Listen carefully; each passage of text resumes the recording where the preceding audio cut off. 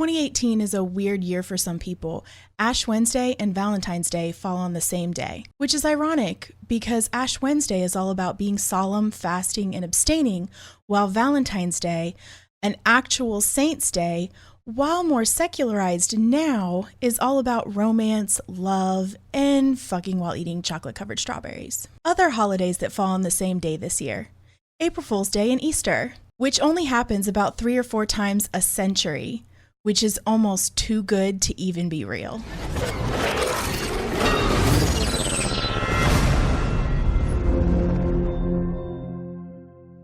Hi y'all, welcome to Casey's Corner.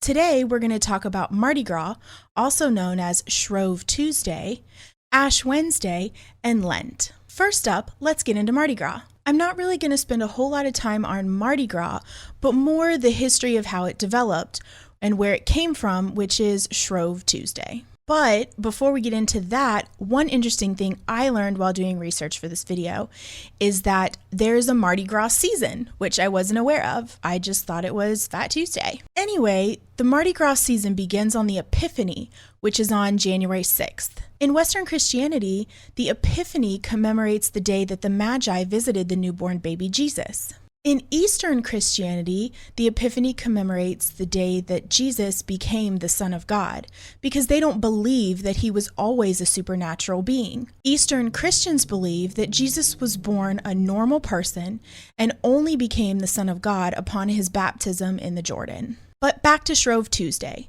So Shrove Tuesday is more commonly known as Mardi Gras, Carnival, or Pancake Day in some places. Its name comes from the Old Middle English word shrive, which means absolution from one's sins through confession and penance. Throughout history, Shrove Tuesday has been celebrated by feasting, in some places on pancakes. But generally speaking, it's a day to gorge before the Lenten season begins. Another common practice for those who celebrate Shrove Tuesday traditions versus the more prominent Mardi Gras traditions is going to confession. Internationally, the day is celebrated in a wide variety of traditions. Most, however, include some sort of fried dough or batter, which stems from Christians wanting to use up rich foods before the Lenten season begins, like butter, eggs, sugar, cream, things like that. So basically, they spend the day before Ash Wednesday participating in a slew of sinful behaviors. But it's fine, because the next day they're going to go to confession and repent for their sins anyway. Now let's talk about Ash Wednesday. Look at that ash. Hey, it's Ash Wednesday. Go get your ashen mask. Otherwise, you're just going to be making an ash of yourself. Hashtag.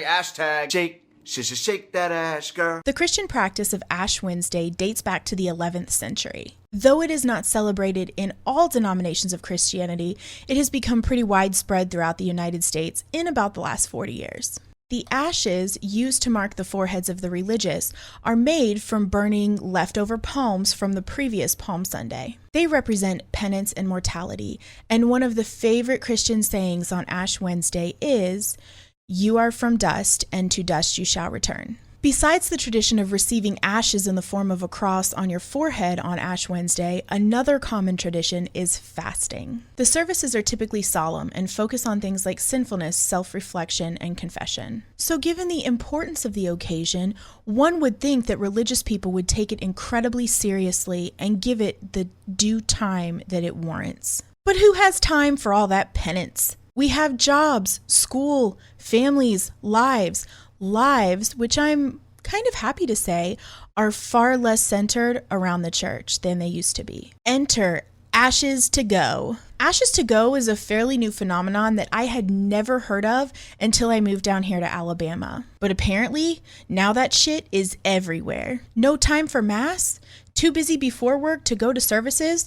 Or after school with the kids? No problem! Just come on by during your lunch break, because you're not supposed to be eating anyway. No need to spend all that time praying anyway. All it does is make you feel better while actually doing nothing, which is pretty much what you're doing when you ash and dash anyway. I really don't get this concept. It's more important that you get the ashes on your forehead than spending the time to focus on what it's really supposed to mean. So does it mean anything at all? You literally drive up, the priest or the pastor comes to the window, ashes you up, and you drive away. Except at this one church in Birmingham, where old church ladies come and bring you a coffee fixin' tray up to your window after you've been ashed.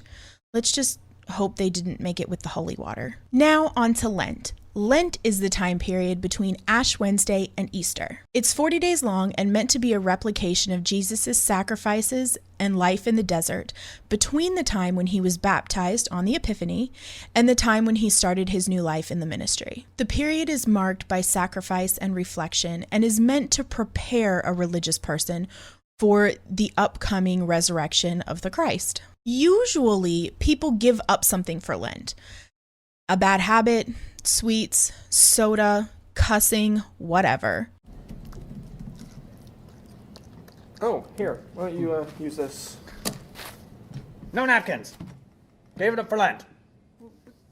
And for Catholics, they usually give up meat on Fridays. But fish is fine. Something you may not know is prior to the Council of Nicaea, various Jewish Christian groups spent different amounts of time in this fasting period. But in 325 AD, the length of fasting time before Easter on which a lot of people got baptized was set at 40 days. In the Bible, the number 40 plus a period of time is meant to represent a time of testing and trial. Moses spent 40 days on Mount Sinai.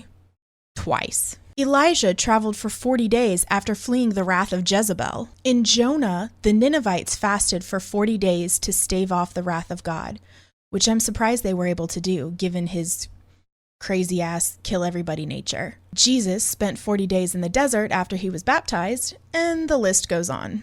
The ancient Egyptians also practiced periods of fasting as part of their worship to their gods. So, like many other Christian traditions, fasting, penance, those things don't really belong to them. Well, thank you guys for watching this week's episode of Casey's Corner. Down in the comments, chime in on what you would give up for Lent. And while you're down there, don't forget to smash that like button and subscribe. And as always, don't forget to stand up and use your voice.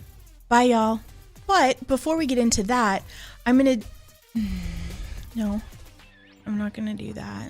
I'm going to tell you about words. Words are hard. Words are hard, people. That's the exact opposite thing of what it is, actually. Day of fasting. No. Gorging. Gorging, not fasting. I did it that time. We won't celebrate one line. That's ridiculous. Another common practice among those who celebrate, I like masturbate.